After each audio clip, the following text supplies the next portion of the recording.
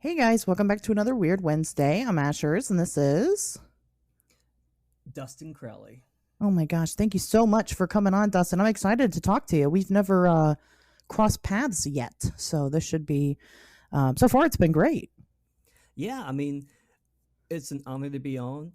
From what I understand, I was like nominated or something, so like that's super cool. Um, and yeah, this is the first time we've like talked, but so far I'm digging your vibe, and hopefully this isn't the last time. I know we got a good energy match going on. I'm definitely I'm feeling it. I'm feeling it. So, how was your weekend? It was a little bit busy. I mean, this past weekend was Labor Day weekend, so um, I started off by helping our local community theater get some lights set for their next show, which your listeners might enjoy. It's called Puffs, or Seven Increasingly Eventful Years at a Certain School for Magic and Magic.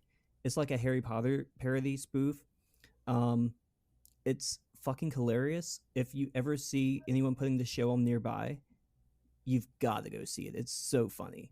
Um, so I did that, and then like immediately afterwards, I went to a local bar that's haunted where my paranormal team hosted a ghost hunt. Um, Oh, very cool. so pretty eventful. A little bit What tired area from are throughout you local to? Western North Carolina. Oh, okay, okay, very cool, very cool. So yeah, if I'm a little bit dazed, I was out until like 4 or 5 a.m. Uh, like last night or the night before or something like that. So happens. It happens. I understand. I do that to myself too. I get it. Then you realize the next day how old you are, right? You're always like, Oh I think my I just talked god. about this last week because I did the weekend before this past weekend. I went to the MUFON symposium and I was out till 5, and I wasn't out ghost hunting. I was just out partying. And yeah, the next day I'm like, I need help. Like if I was in my 20s again, I'd be like, oh yeah, 4 or 5 a.m. Whatever. I'll wake up at 6 a.m. the next day and get go. Right? Nope, can't do that. No, Like absolutely not. if I'm up by 11, you're lucky. Yeah. I completely I was thinking about that the other day. Like, man, I used to like stay up for days and I don't know how I did it. And I'm like, was it drugs? No, not really. Cause I didn't really do drugs. I mean, I did drugs, but I did like psychedelics and things. I didn't do things, like kept you up for days. I don't know how I did it. I don't know. It's, you know what? That's probably the biggest unsolved mystery in my life, if I'm quite honest with you. If I could bottle that up, man, I'd make billions and sell it to people. I think that'd be great. But yeah, I completely understand that. I had a very slow weekend. I had a very nonchalant, didn't really do anything, had family time for Labor Day. That was fun. The only thing that I really did, and I did Sunday nights, I do a hangout over on my Patreon for anybody that listens to the show or anybody that follows my work. Sunday night hangout. It went great. Patreon.com/it's Ashers. Go hang out with us next Sunday and talk about all the things that I did. Because one of the things that I did get to do was I had a local UFO report, and it's interesting. I don't know how much of it is completely accurate, but so far it's all been checking out. So somebody, and like, wherever you live, if you're on Facebook at all, usually there's some type of local group for your city. Somebody had posted that they had seen a strange, light shoot across the sky, and they were curious if anybody else had seen it. And, maybe this built up from the community itself getting involved, but and talking to a lot of these people that actually said that they did see it. Initially, when I saw the post, I thought it's a meteor. They said it was a weird orb light with a tail. I'm like, yeah, that's a meteor. But then as people were reporting it, it got stranger and stranger. And so basically the timeline of events of what happened is this thing shot across the sky and here in Dayton, Ohio. It was red and green, which meteors are known to be strange colors, but typically they're not that different from each other. So like there are green meteors. A lot of people report these green orbs in the sky, and they're like, "Oh my god, that's super weird." And it does seem weird, but meteors can burn green, and then they'll kind of like they might change between like green and blue. Or you could see them and they're red, and they might change from like red to orange or red to yellow. You don't typically see them go from red to green and then back to red again. So that was strange. And then, as my collection of reports now has stated, it seems to have crashed somewhere or something off in the distance, because a lot of folks had reported this strange pulsating light that they could see off in the distance. And then a few minutes later, allegedly, there were some helicopters in the area, and people said that they were military helicopters. I don't know. I live right by Wright-Patterson Air Force Base. It's very possible. Um, but our skies had a lot of activity generally, because there were the planes and stuff coming up from Florida. So they were so Florida's, got hit with a hurricane or is getting hit with one or something, tropical storm, something. And what they'll do is they'll like move like their aircraft over to Wright Pat because it's large enough to house them. And so, I mean, there has been a lot of weird stuff happening in the sky. I'm not sure what to make of this yet. I'm still collecting reports from people, but at least everything that I have stated right here is not the report from one person or, parts from one person. Like these are all consistent facts that all these people have stated. And I've probably talked to about 8 people now. So I don't know, will I ever get to the bottom of it? Well, probably not. No, this is usually how these things go, but, it's interesting to note. So I was busy with that all weekend.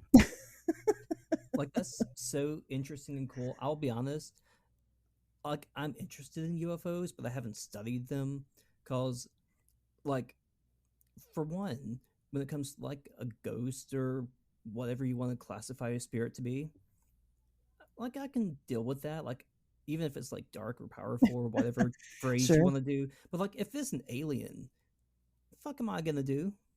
That's fair enough. That's true. Like take it That's to a our good point. leader? No, that's embarrassing. It's funny that Um, you say that, because I am actually like notoriously terrified of aliens. Like I've talked about it multiple times on this show. I've talked about it with people. Like I've always been really terrified of aliens.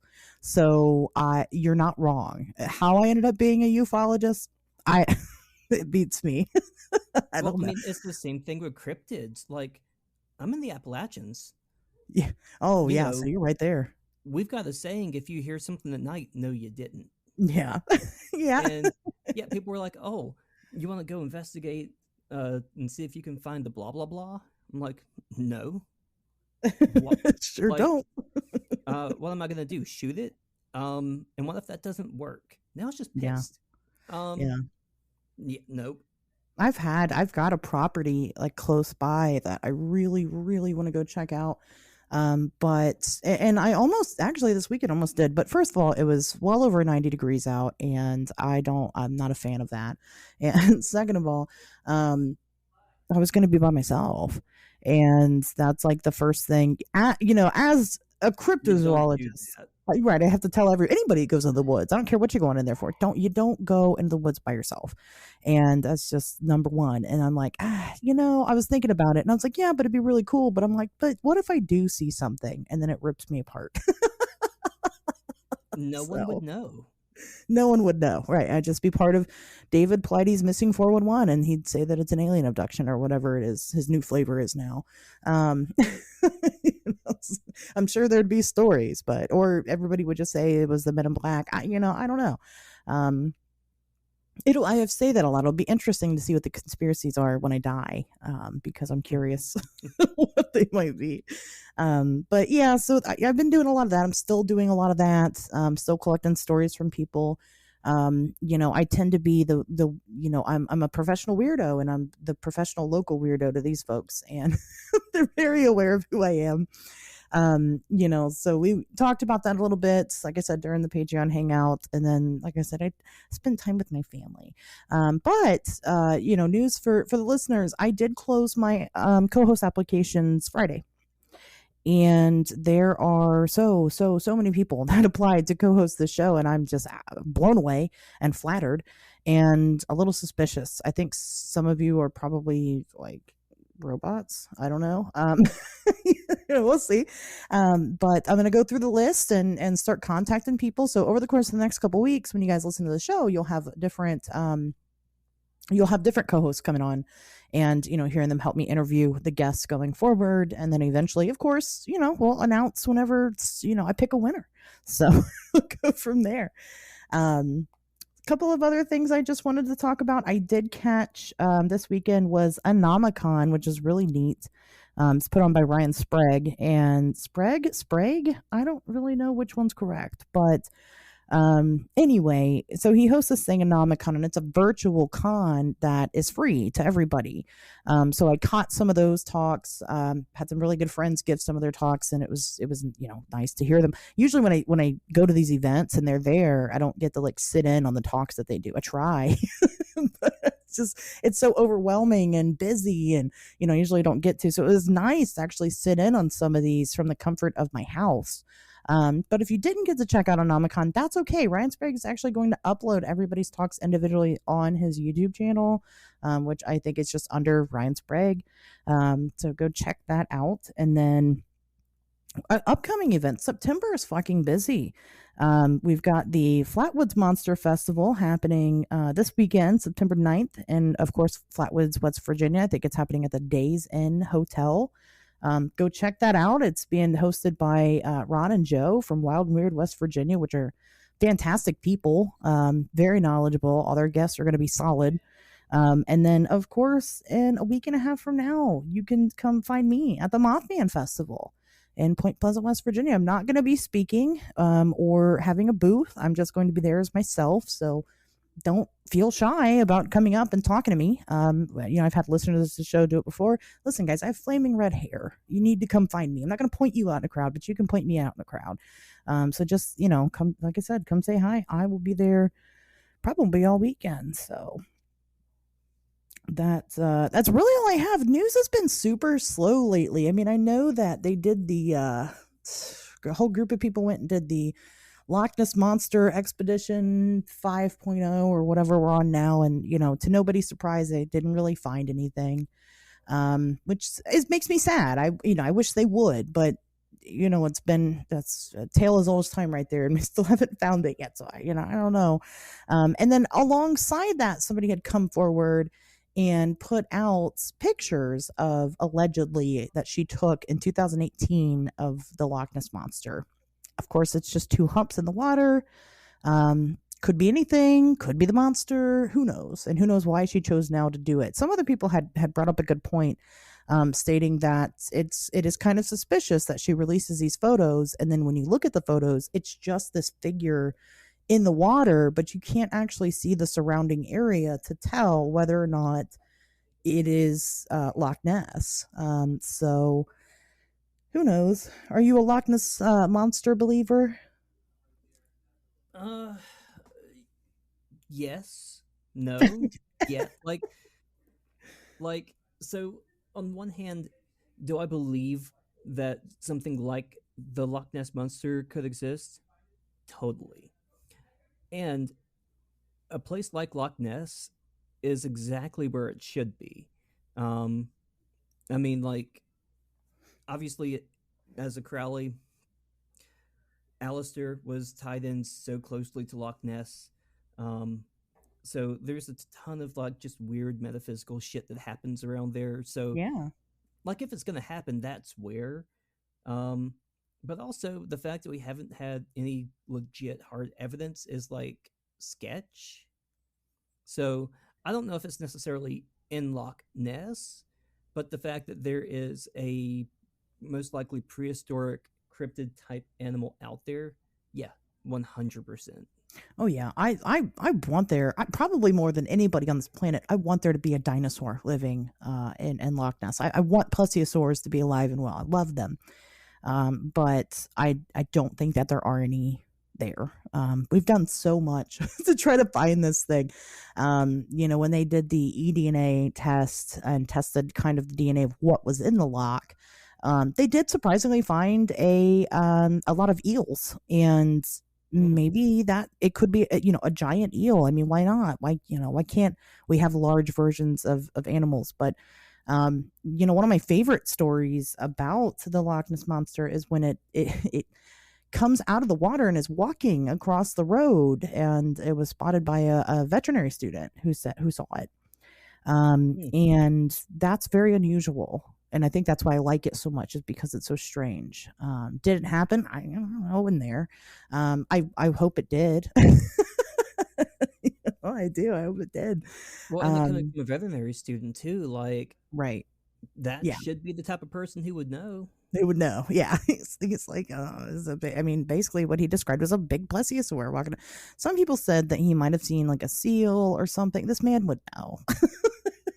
I feel like there's probably a size difference between a seal and a plesiosaur. Like, I'm not a biologist, so I'm not an expert per se, but like, Maybe a little bit, but not there's much. got to No, be a there isn't. size difference. It's quite a bit. Yeah.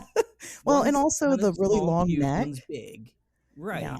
I mean, seals have the little head. They have like no neck, they just have like a body and then a head. I don't know, They're like Danny DeVito. Yeah, they are like Danny DeVito. That's perfect. Yes, exactly. So again, I want to believe that there's a dinosaur living in the loch. I don't know that I do, but I'm going to go ahead and say that I do because I can. So I'm allowed to do that.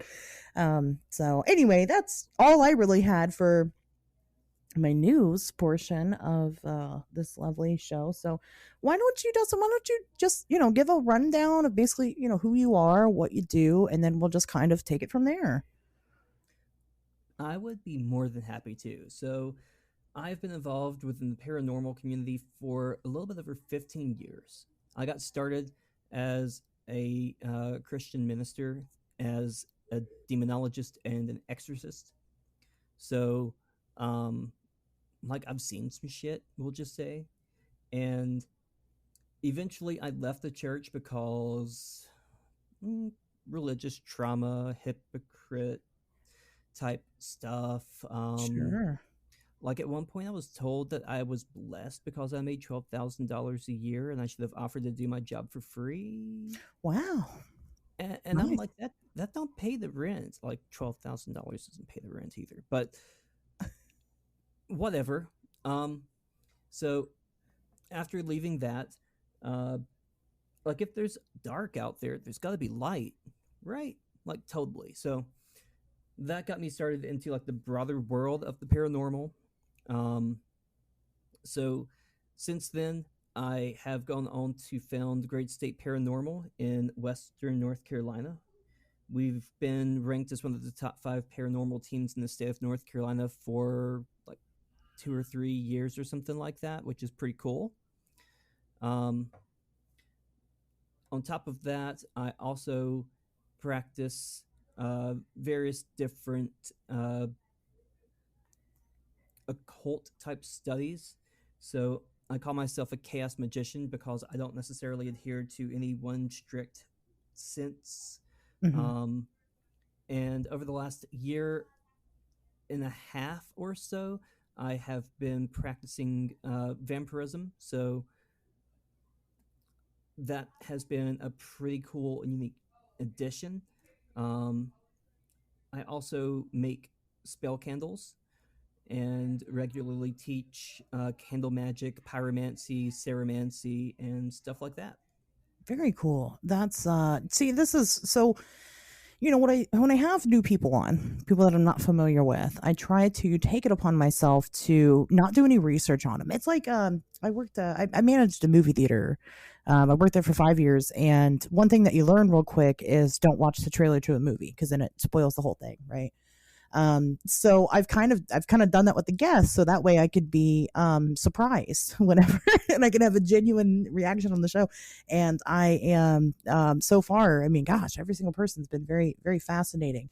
But I have so many questions. So let's get into it. Okay, so even though you're separated from the church, are you still allowed to call yourself a demonologist? I mean, is that not okay? Do you still study demonology? Do you still have you found that, I know I'm asking like 3 questions at a time, but have you found that some of the things that you had learned with the church is not correct now in regards to just Yes. demonology. So I now call myself a daemonologist. So changing the spelling from DEMON to DAEMON, Okay, uh, tying that more into the Greek concept of the daemon, sure, um, because that's a lot more of what I believe nowadays. sure, Um, and I can still call myself a daemonologist because like there's no governing body or board. right, So uh, fuck them. sure. Hey, you put the work in. I mean, Like you can't take away the years of study. right. Um, like if you've ever read some of the theologians and theological documents, like yeah, I'm not gonna like lose a title after reading all that stuff. Um, and yeah, as far as like inconsistencies, the biggest one is just the amount of times where earlier in my career I would have classified something as a demon, only to Mhm. find out now that no, that's just like a pagan god, and like that's super disrespectful to that deity. Um, No so wonder that why they're pissed. right, like you're going around and calling a deity a demon, and then you're like, man, they're just angry and they're wanting to like just destroy this house or this person. Yeah, no shit. Um, if you disrespect me, I'm gonna probably be a little bit upset. Right. Yeah, sure. Absolutely. Yeah, I can see why you're friends with Victoria J. Um, Yep. so that makes sense now. Interesting. Very cool. Okay, so we're starting there. So how long ago did you leave the church? Oh man, let's see. I mean, I still regularly attend my fiance's church. It's a small, like, little family Pentecostal church. Mhm. Um, but as far as like no longer being active as a minister, and then keep in mind, I still do ministerial work for Sure. anyone that needs it or wants it. So if you want me to help baptize you, or communion, or a marriage, I'm good. I still do that. Like no issues. But as far as like corporately running a church, I left in 2013, 14, something in that ballpark. Oh, okay. So you're hitting on a decade now of going on this new venture. Yep. Very interesting. Very interesting. So you start up did you start up this paranormal group before you left, or was that kind of an immediately after? Did you take some time off? So I kind of took some time off, um, and then would do like little ghost hunt things every now and then, uh, do sacraments for people and stuff Mhm. periodically. But then my fiance and I, we made some like terrible life choices. We moved to this place called Florida, Oh yeah, I've heard of it. and then we got hit with two back-to-back hurricanes that were pretty big, Oof. and we were like, "Yeah, fuck this. That's a sign." Um, so then we moved back to his hometown, and just kind of found out that like the nearest paranormal team or organization was like 2 hours away. And I was like, well, I mean, hey, if people need help, like if I'm 2 hours away, I can't just drop everything and go help someone. Right. So we got working on founding a team, and we started the process around 2019. Um, we got everything back so that we could like legally do stuff and be covered by the law in March of 2020. I don't know if you're aware, but there was this like little pandemic thing that also hit around March of 2020. So that was like a great time to start a business per se. Um, Yeah. That's when I but we started made this the best of podcast. it. So I get it. Like like we did like online virtual trainings, just with the group that assembled, just so I could kind of start getting people a little bit more trained up. But like there's only so much you can do virtually. Like, all right, this is Right. how you click a K2 meter and turn it on, and this is what it measures and what it does. Um, so we kind of struggled a little bit with just getting off the ground, which I think a lot of people did. I mean, Hmm. not even just starting a new group or business or whatever, just 2020 was tough. Yeah, absolutely. And Absolutely. so yeah, once we got up and going, and I had also worked for another ghost hunt event company. I won't say who they are, but they were like unethical as fuck. And like Yeah. if you follow them, you'll know who they are when I'm describing them. Like they were kind of known for like not refunding tickets if you couldn't make it or if they canceled an event. They had issues paying locations. One of the founders is in prison in the United Kingdom for embezzling £900,000. Um, so like I learned a lot there on how not to do things. Interesting. I kind of feel like I know who you're talking about. Well, remind me after the show Oh, I will. because I think I was Um, also involved with them. So, it's possible. Um, so anyway, after dealing with that, I decided I wanted my team to be something better. And so we do host ghost hunt events, but we partner up with local nonprofit organizations. And a significant portion of everything we do goes right back into the nonprofit group.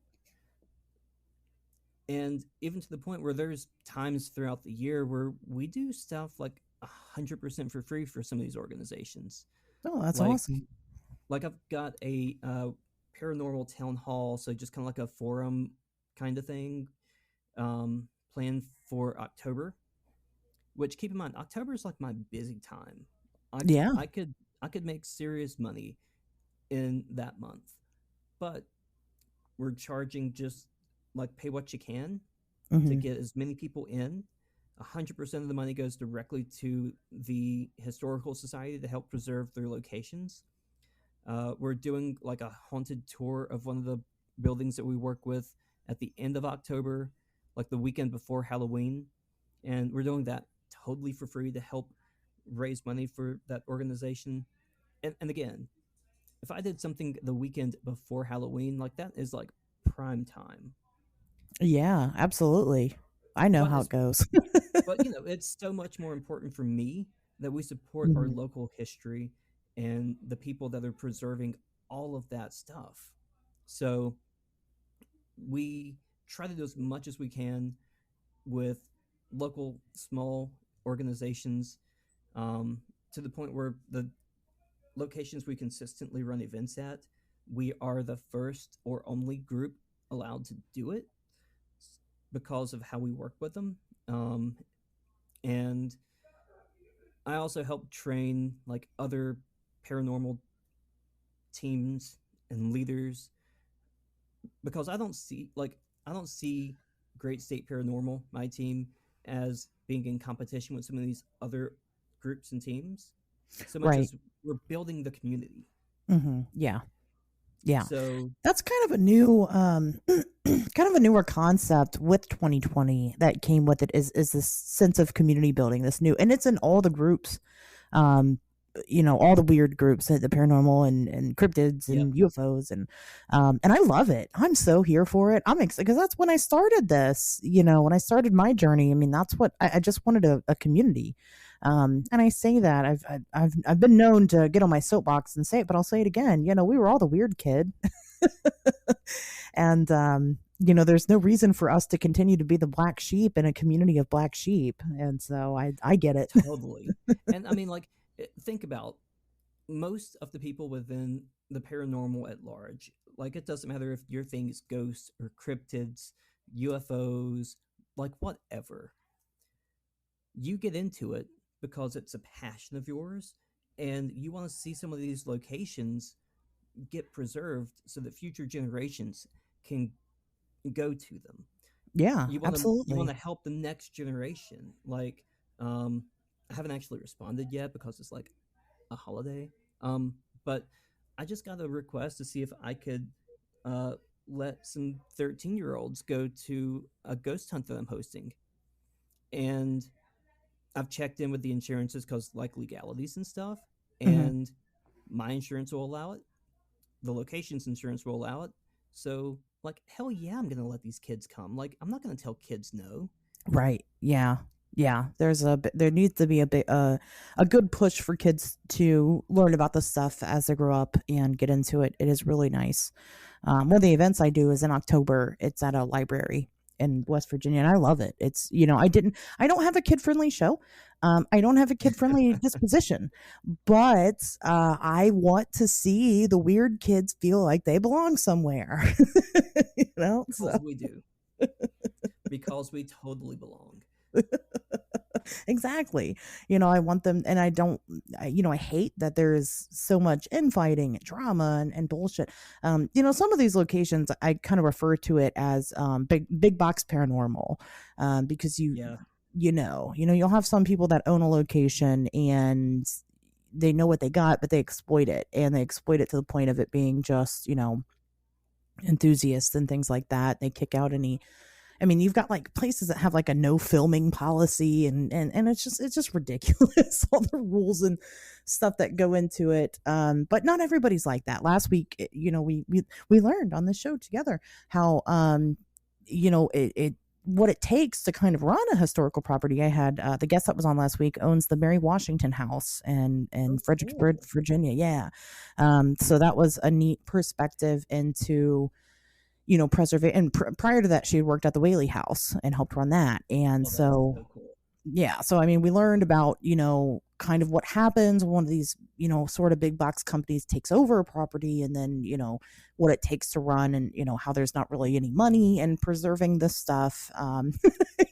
So I know that that is very important for them to have the backing, of the investigators, because hey, as an investigator, when you're going in there, I mean, you get something out of it, and so I mean, they should too, and if that means raising Yep. funds, I think that's a great working relationship. It's healthy.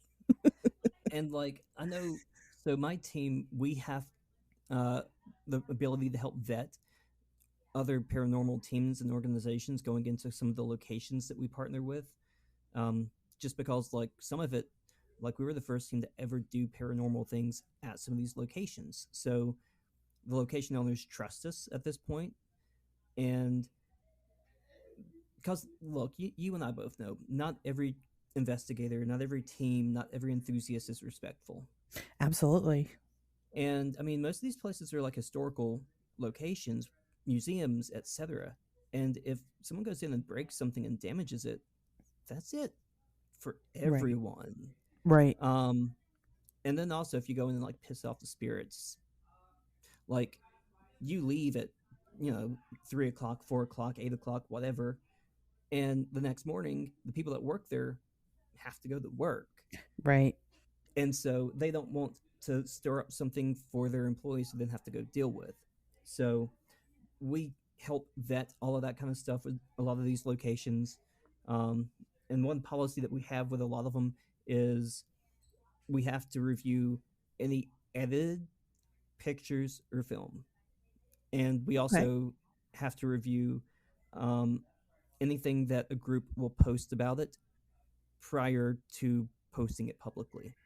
Um, Now, obviously, I don't do that with every group or every team. Like, if it's a group I know, like, there's a group near me that has like this awesome statement, like they ghost hunt in honor of a friend of theirs that passed away. So, like, I don't vet anything they do because they're not going to say something stupid. Right.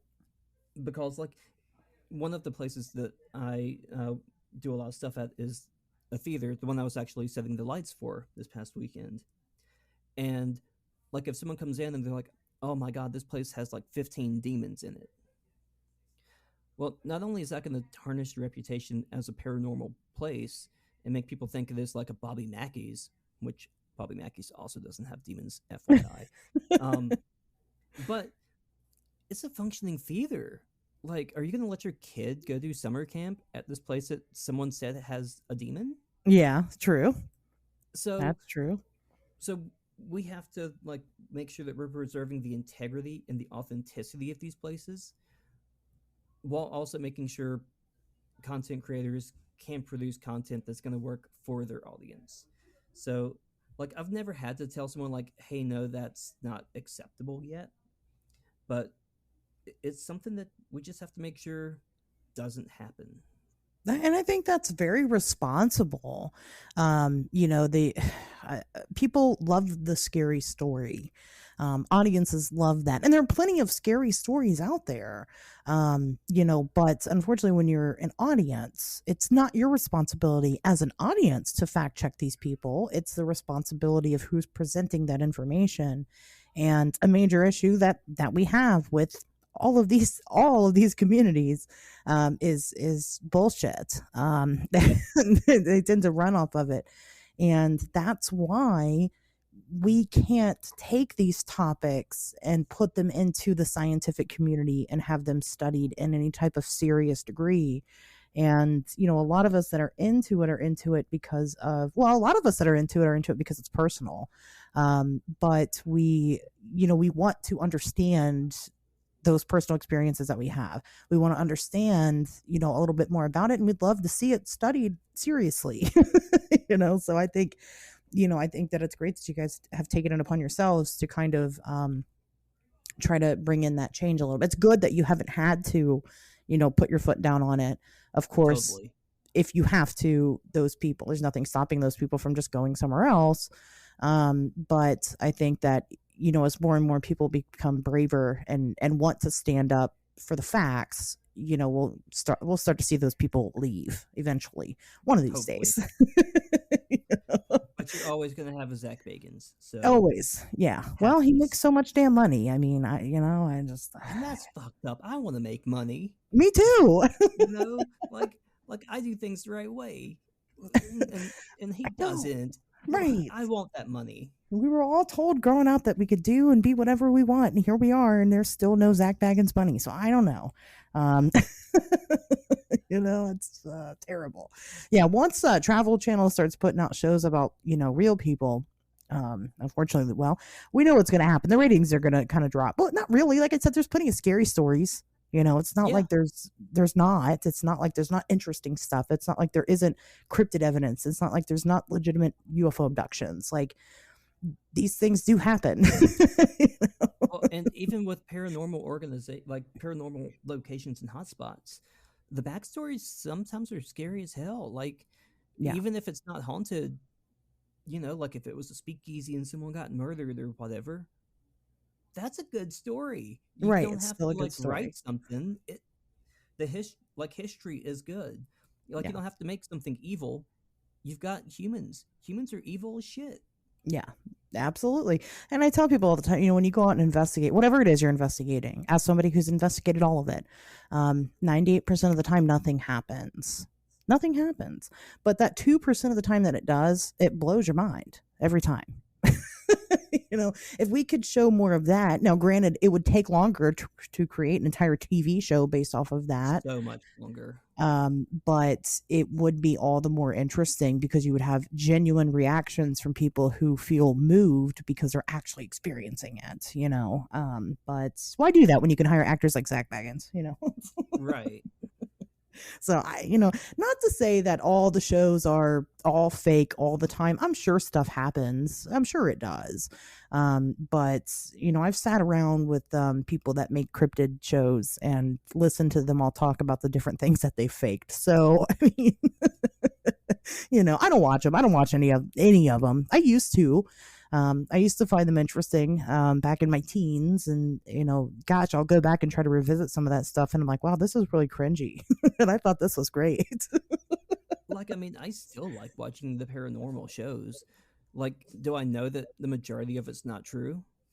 Yeah, but like, in some cases, the hosts are really cute. Yeah, Like I don't true. know if you've watched Destination Fear, but like every single member of that team was like really, really hot. Um,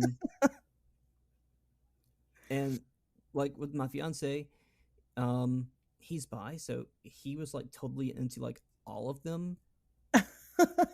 I That's wasn't awesome. because like I can't remember all of their names, but like Dakota was like the main one, and then they had his sister, and so like I wasn't into her. Like she's attractive, but whatever, not my cup of tea. Um, but it's sometimes kind of nice. Or sometimes these shows will go to places that I'm just never going to go. Like when Zach Yeah. Bagans went to Proviglia in Italy. Yep. I'm not going to Italy. Yeah. And if I do, it's not to ghost hunt, it's to get incredibly drunk and eat a ton of bread. I don't know. I think I would probably try to go there. But I wouldn't dress up as a plague doctor. Like I think he did. I'm pretty sure that's what he did. Well, I guess for Maybe. a certain amount of money, I'll dress up as whatever you want. There's a price for everything. Um, yeah, I can see that as valid places that you'll never get to, especially somebody that does things that are pretty, well, somewhat close to where I'm at. There are places that, yeah, I'm probably never going to be at. I'm probably never going to be to Loch Ness. I hope Probably so, not. but probably not. Yeah, I mean, so I will take everybody else's word for it. So, because what choice do I have? I can't go out there and investigate. I don't know what the fuck's there. It's so I might as well have fun with it, and it's okay. It's totally fine to have fun with it. One of the things that I see is people getting upset about different creature events. So I was supposed to be at Squonkapalooza, not last weekend, but the weekend before. Mm, And some people were very angry because the squonk is very much a folkloric creature. Like there's no actual evidence that this thing exists. It doesn't exist at all. But there's a whole festival surrounding it, and then there's a bunch of cryptid people involved. Well, the thing is that I love the squonk. I love it. A creature so ugly that all it does is cry all the time. I can relate, squonk. I get it. Um, that doesn't mean just because I know it's not real doesn't mean that I can't have fun with it. And I think that a lot of people don't understand walking that thin line, and not everybody will, that's just the way it yep. is. So, but anyway, I want to talk about some of the more. You said that you consider yourself more of a chaos magician. Let's kind of get into that a little bit. Okay. How did you get on that path? I mean, where did that start? So I started my studies within the occult world. Um, my entry point was more into Appalachian powwow, which Yeah. is really just like, you know, Christian biblical healing type things. Um, but then outside of that, uh, started doing other topics within the area. So like Norse paganism a little bit of like Wicca and stuff. And so eventually I got to a point where I did more just within like imagery work and healing and manipulation. And so that eventually got me to studying and reading Peter Carroll, which is like the founder of the concepts of chaos magic. And so the idea of using more like thought forms and egregores and that kind of thing instead of like specific deities really kind of tied into what I personally enjoy doing more. And Mhm. so yeah, that's the very short version. That's like that's like a couple of years all condensed down into like a minute. Yeah. No, I understand. I've heard this term brought up a lot. I am somebody who I just throw out the general term witch, but I can't really tell you. I mean, I could tell you kind of what that means for me, but I just kind of don't really practice one thing. And so I learned about chaos. Well, I didn't learn about chaos magic. I've heard that term, and they're like, "Oh, so you're a chaos magician," and I'm like, "Am I?" So it's been an Sort of interesting like journey. it's one of those things that is like defined but not defined. Part of the definition, like so a lot of people were kind of like, oh well, chaos magic is like my desk is really cluttered but I know where stuff is. Yeah. But it's not so much that as it is I'm gonna pull something from everywhere else. So it's almost like a path of being an eclectic witch. Yeah. Yes. It's like a build your own magic kit. It's nice. Um Yep. I like it because I just don't. I mean, putting a title on this is difficult because it just none of it feels right. And then of course then the gatekeeping comes with it, and I don't appreciate that so much. I mean, not that it's okay to appropriate culture, because it's not. I'm not saying that at Right. all. But there There's a is a big difference between working yes, within a closed practice and just gatekeeping. exactly. And so, but when you start, titling yourself in anything specific, you're just going to have gatekeeping anyway. It just happens everywhere all the time. That's just the responsibility of a title. But I've never felt comfortable calling it anything, and I don't even know if I'm not even sure that chaos magic is correct yet. But it is interesting. So what does that look like to you in your general practices? So, in short, I will. I study a little bit of a lot, um, and I will. The phrase I use is, "I'll eat the fish but leave the bones." So I'll Okay. take what works for me, and what Mm-hmm. doesn't work for me, I'll leave it. Um, so like I will use like the will of the year and with the sabbats, but when it comes to, and that's very much from Wicca, Mm-hmm. Yeah. but then when it comes to something that I think is still the bullshit, like the uh was it the Wiccan read where it's like whatever you do is going to come back to you threefold or Oh something. yeah, yeah, the rule of three. Yeah, yeah, yeah. Yeah, like that's bullshit. Yep. So I I don't agree. use that. Yeah. You were talking about doing like candle magic, and that's something that I'm very much into. Most of my spell work involves candle magic. Yes, So it seems that you've also picked that up and have, because it is very eclectic, very easy to customize. it is. And it works. So And for me, it's really a melding of all of the elements. Like you've got mhm. fire, as the wax is in a hard state, it's more respective of earth.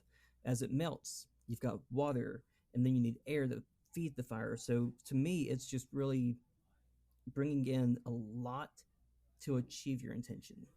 Yeah, it makes sense. Like I said, I've that's my thing. That's my go-to. So I completely understand. And law of attraction, that's a manifestation. That's my like number one. That's Yep. how I rule everything in my life. By just willing it. That's what you do. Um, Still waiting on the Zach Baggins money to kick in, but we'll get there. It doesn't work the way that people think that it works. I wish it worked the way people thought it worked. Me too. Yeah, I'm like, yeah, it's not like The Craft, you guys. That's just a movie. It's a good But movie, but it's a movie. yeah, it doesn't work the way that people think it works, but it does work, as much as that doesn't make sense. And I don't know how else to explain that to people besides just do it and find out. Fuck around and Yep. find out, Yep. as kids say. Because it's valid. I mean, I don't know. It works. So I'm a very scientifically minded person. I mean, as crazy as that seems to a lot of people, I think, in this community. But there is something about words of affirmation that do work, and that's basically what you're doing when you're manifesting. It's the same concept. Um, Yes. and science will tell you that manifestation doesn't work, but affirmations do. I don't know why, but that's what they say. And it's dumb because it's the same thing. So, Totally. I don't know. So then you said you're newly into vampirism. Let's kind of talk about that. I've never had anybody that practiced on the show. We did one show about vampires, but it was more about just a general, old legends into modern day.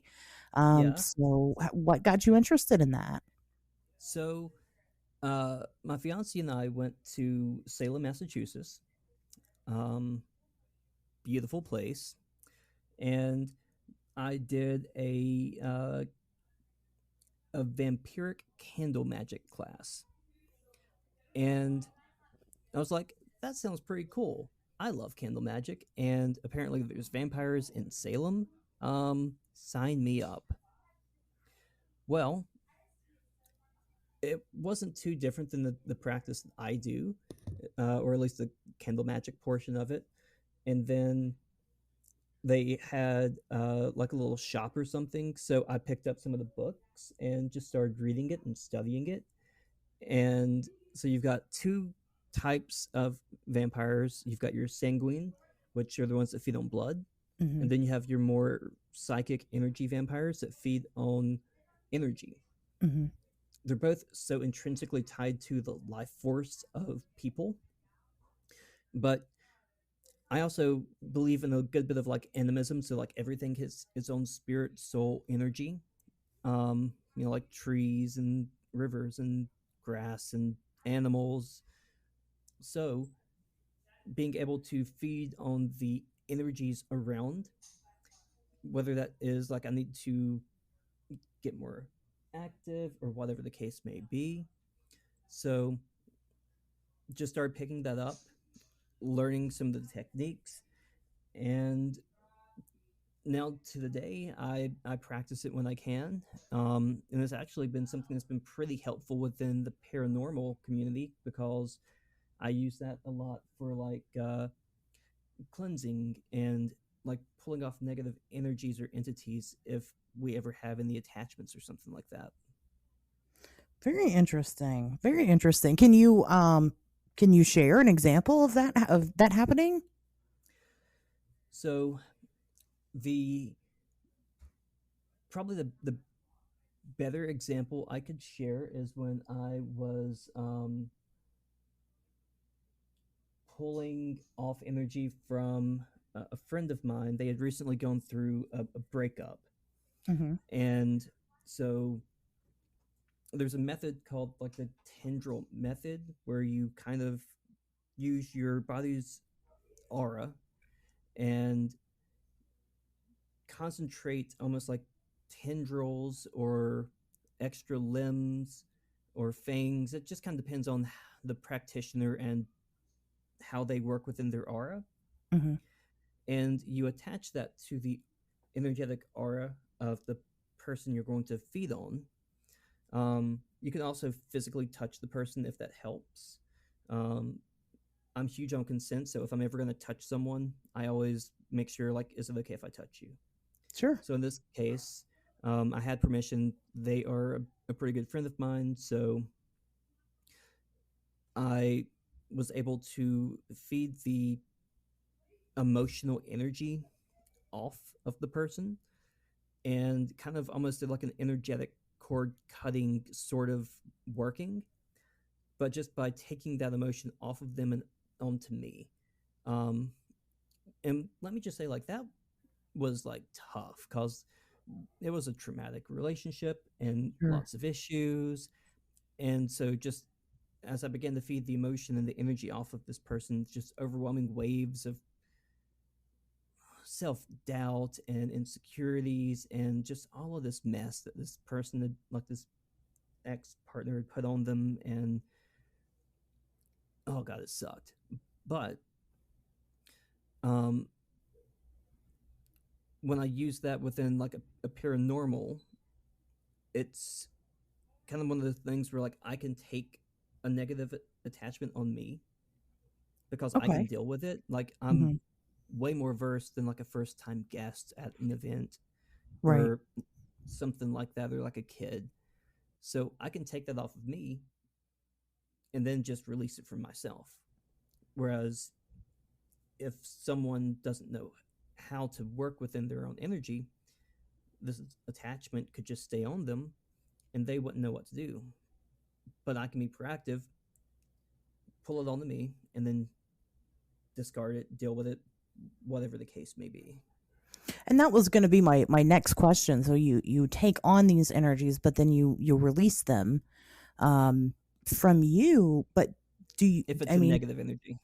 right. So then do you then release it into something else? I mean, because it doesn't just dissipate, right? I mean, is that It depends on the situation. I mean, like sometimes I can release it into like a tree or something. Like if it's not like something bad or malicious, if it was just like an overwhelming energy or an Mhm. overwhelming spirit or entity, because sometimes spirits just are overwhelming.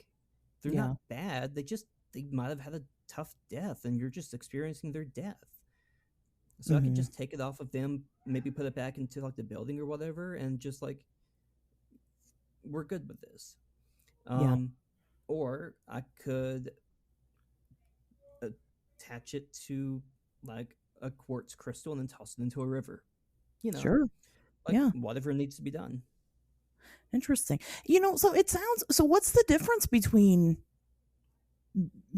dubbing it vampirism and Reiki? Because isn't that the same concept? I mean, I understand that a lot of these things are A little bit. They're largely the very same. similar. Yeah, they're a lot of things are pretty much the same thing with just little tweaks to them. But what would you consider the differences there?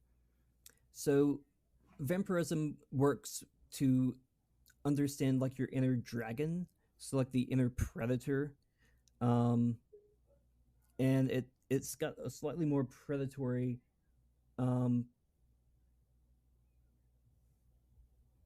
concept to it, Okay. but I don't see it that way, um, or I don't use it that way. I mean,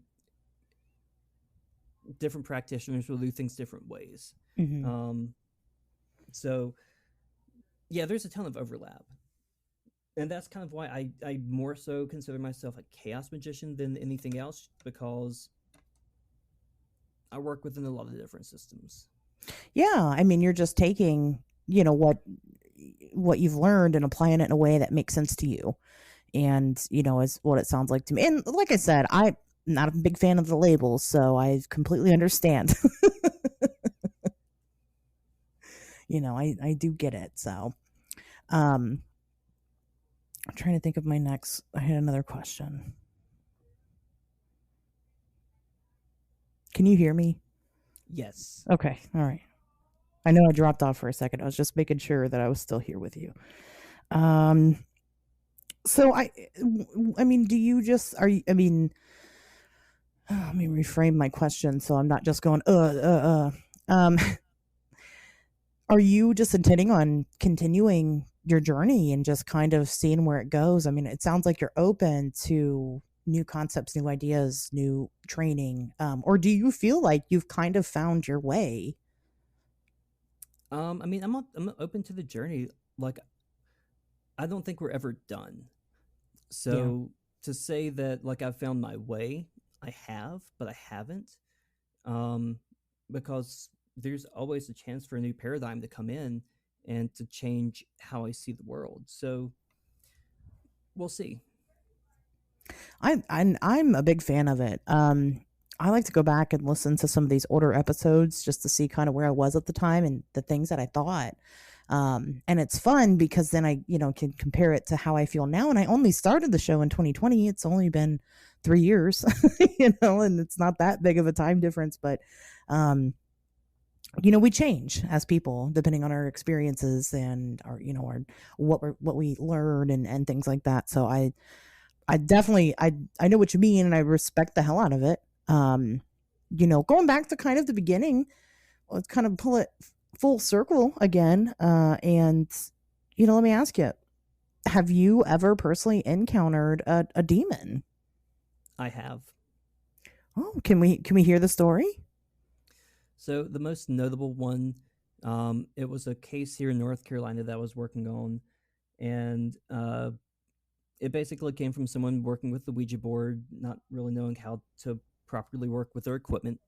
There's nothing wrong with Ouija boards in and of themselves, but if you don't know how to use anything, it's going to lead to problems. So, um, in short, the more terrifying, well, not terrifying, but interesting experiences, I went to just sage the individual, just as like a preliminary, like let's just see if it's something not as malicious. Hmm. and the sage kept going out, and I kept having to relight it, and it would go out. And then at the end, I'm like, yeah, I don't think what it is going to be something that's just removable with sage.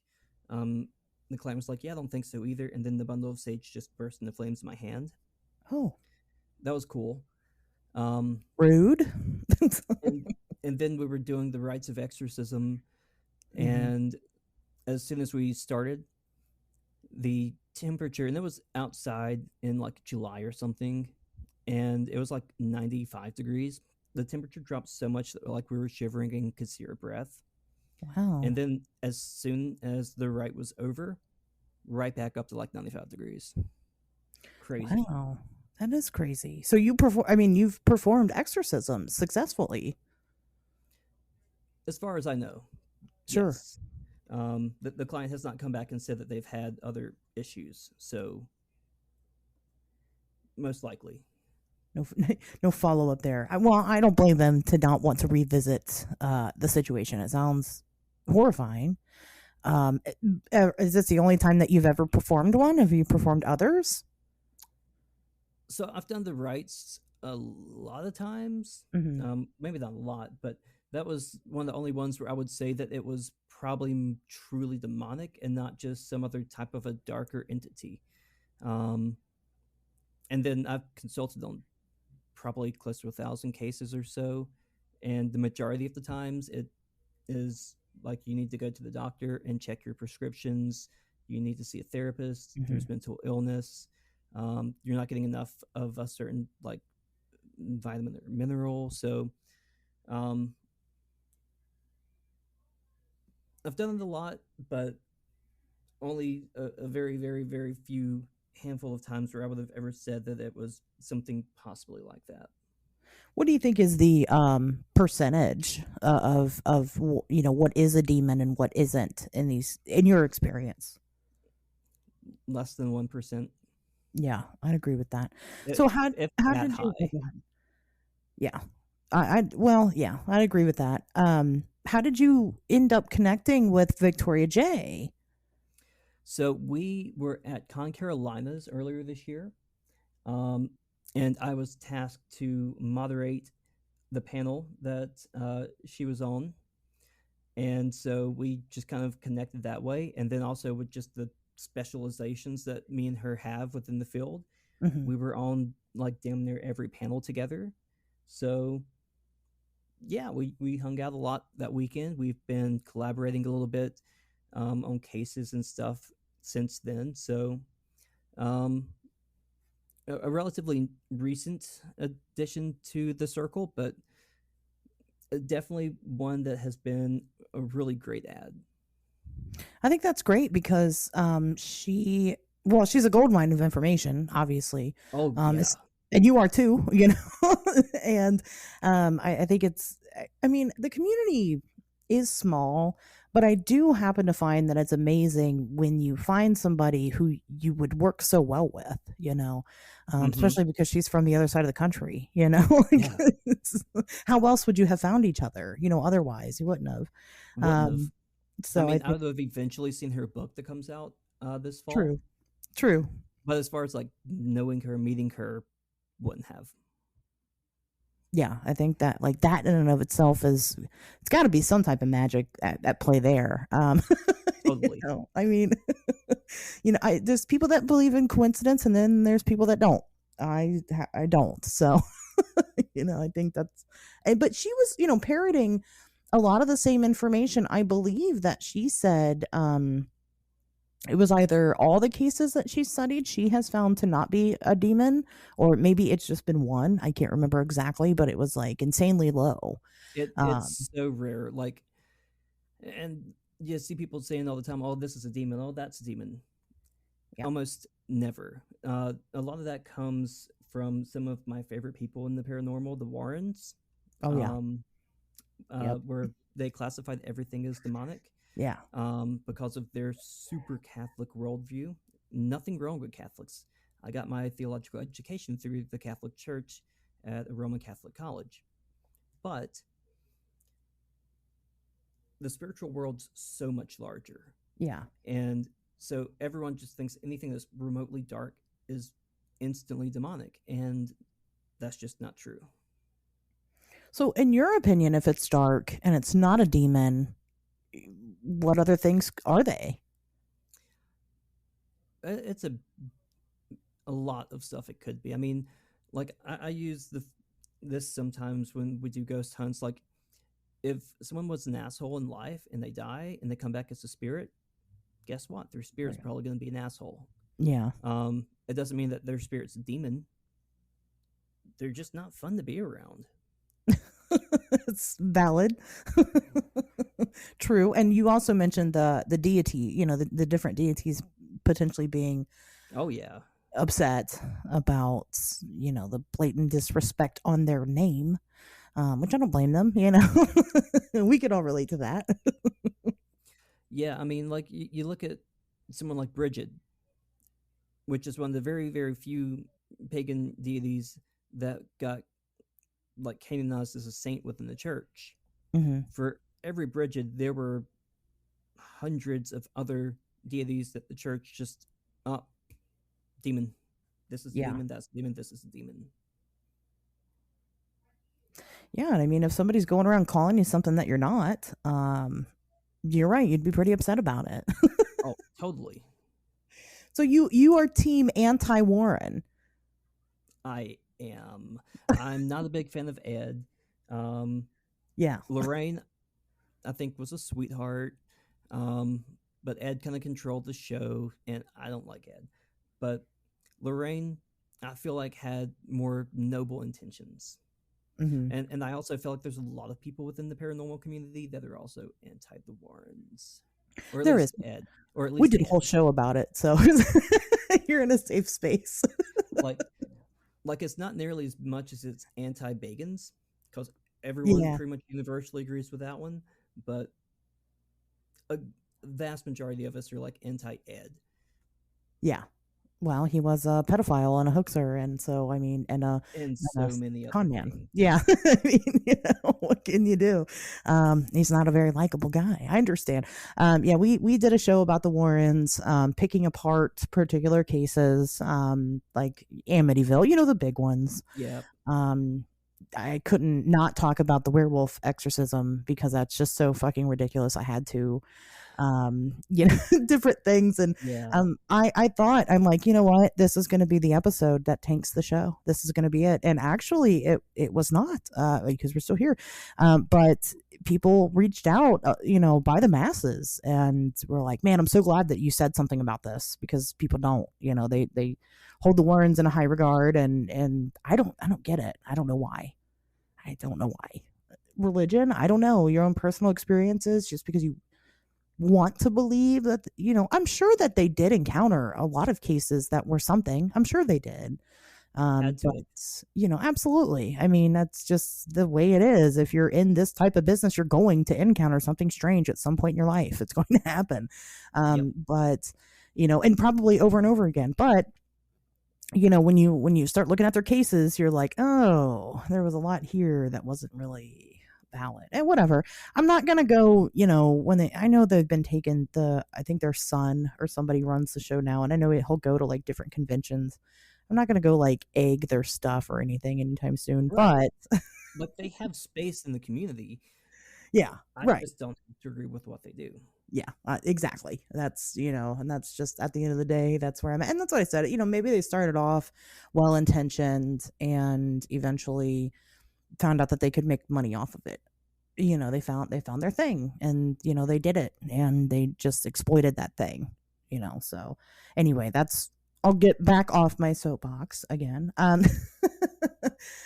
So how many places do you think that, or how many, I guess I'll call them events rather than places, how many events have you personally investigated? I mean, would you say up in the thousands, up in the 10,000s?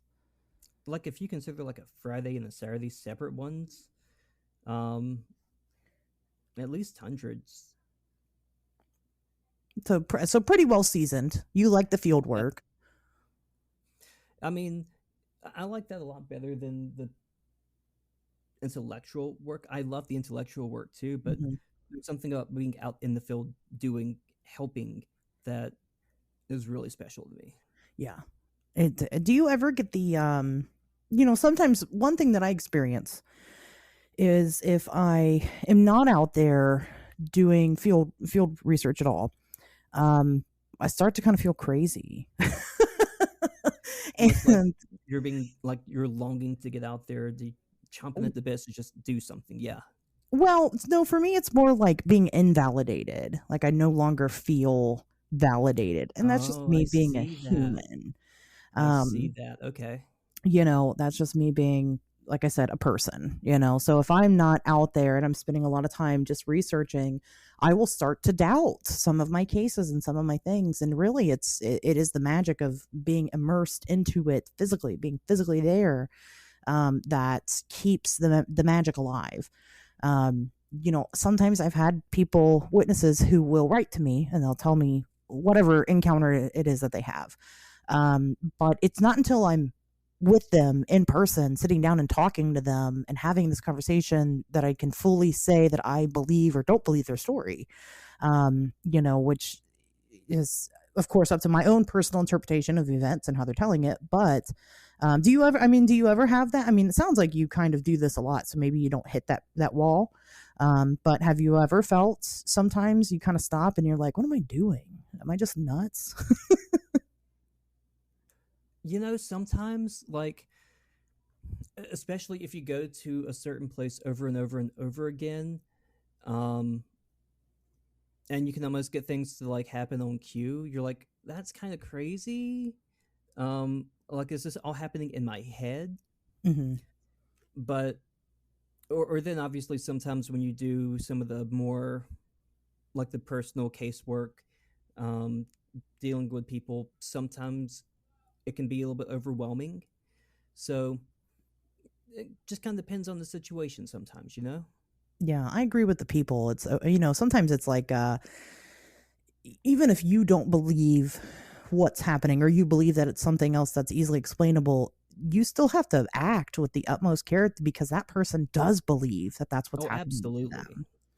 You know, and so you still, I mean, again, very thin line. Of course, you got people that hoax things, but I feel like that's not the case. Um, a lot of the times, I think that people think that hoaxing is rampant. There are people that just share a story because they want to feel special. Validated. Right. They want to feel, but there are a lot of people that, like I said, they genuinely believe that what happened to them, whatever it Yep. is. And you have to be extremely careful handling that. You know, because at the end of the day, you're talking to a person, you know, and if they're opening up to you about their weird experience and you don't believe them, well, they feel pretty terrible about themselves, you know. So it's hard. I feel like no matter which area of the weird that you study, you have to have a sense of different things. You have to have a sense of psychology, a sense of sociology, a sense of history, you know, and then be able to research.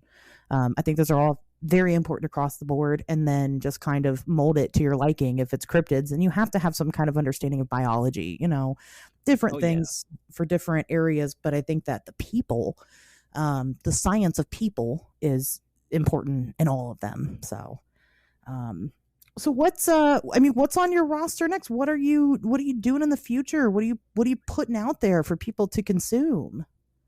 So I've got a couple of ghost towns coming up. We are going to be at the USS North Carolina battleship September 15th and 16th. Oh. Uh, Tickets are available through our website for like all of these events, by the way. Um, we've got some stuff coming up almost every single weekend in October because, of course, we do. And most of those are in like North Wilkesboro, North Carolina, Hickory, North Carolina, Newton, North Carolina.